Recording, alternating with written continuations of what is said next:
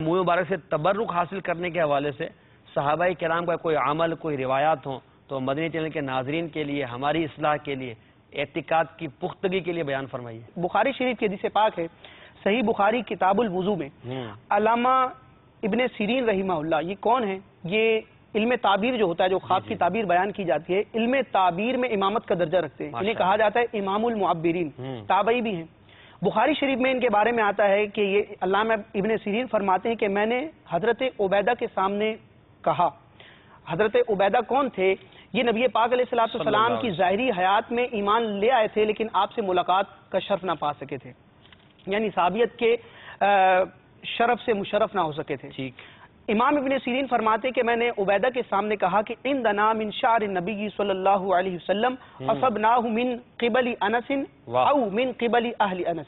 क्या बात कि हमारे पास नबी पाक अलैहिस्सलाम के चंद बाल मुबारक हैं जो हमने हजरत अनस या इनके घर वालों से पाए हैं। क्या बात है। अब यहाँ देखें कि नबी पाक अलैहिस्सलाम के मुकद्दस बालों और मुँह मुबारक का तहफ़्फ़ुज़ किया जा रहा है और इसको विरसे के तौर पर आगे बढ़ाया जा रहा है। बरकत थी तभी तो रख रहे थे ना। अब जब हजरत इमाम इब्ने सीरीन ने ये फरमाया कि मेरे पास नबी पाक अलैहिस्सलाम के मुँह मुबारक हैं, तो अब जो सामने थे हजरत उबैदा रज़ी अल्लाह तआला अन्हु, जो बज़ाहिर सहाबियत की शर्फ से मुशर्रफ ना हो सके, उन्होंने क्या फरमाया, उनके जज्बात देखें।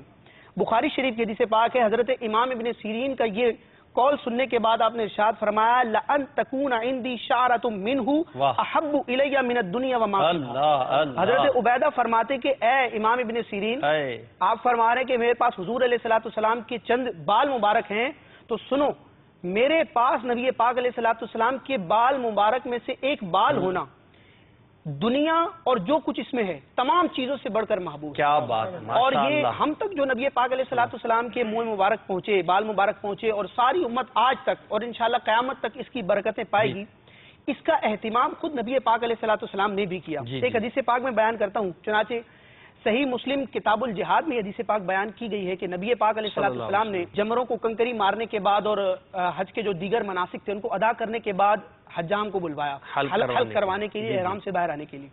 नबी पाक अलैहिस्सलाम ने अपने सरे अनवर की सीधी तरफ हलक करने का हुक्म इरशाद फरमाया। हज्जाम ने सीधी तरफ के बाल मुबारक का हलक किया।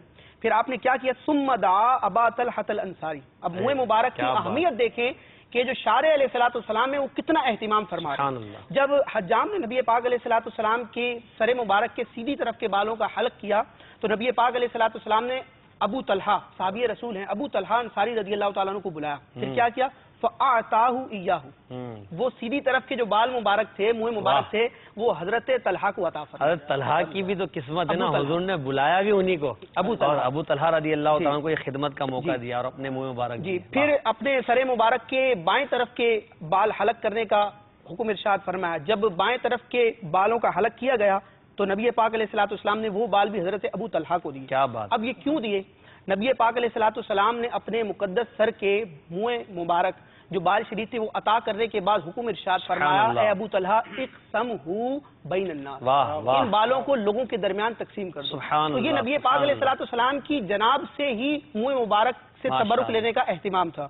और मुस्लिम शरीफ की इस हदीस पाक को रिवायत करने के बाद इस हदीस पाक के तहत इमाम नववी फरमाते हैं मिनहा, यानी इस हदीस से जो फवायद हासिल हुए उनमें से एक क्या है, मिनहा अत्तबर्रुकु बिशारिही सल्लल्लाहु अलैहि वसल्लम। क्या बात है। इस हदीस से ये भी साबित हुआ कि नबी पाक अलैहिस्सलाम के मुकद्दस मुँह मुबारक से तबर्रुक हासिल। माशाअल्लाह।